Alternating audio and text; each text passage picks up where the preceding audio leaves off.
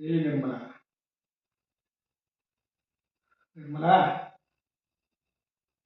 अगं गौरव आहे फक्त तुमची पोरगी नाही, माझी बी आहे. अगं तिची काळजी मला पण आहे की. तिच्या शिक्षणाची, तिच्या भविष्याची काळजी फक्त तुलाच आहे का? मला पण आहे.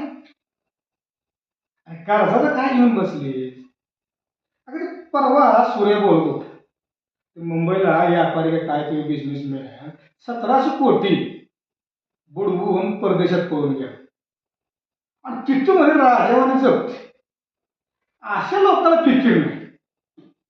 आणि आपण का त्रास करून घ्यायचा एवढा? हे बघ, समज ठीक होती आणि कर्जाची काळजी तू नकोच करू. आता आपण कुठं जायचं म्हणजे? कशाला कुठं जायला लागतंय?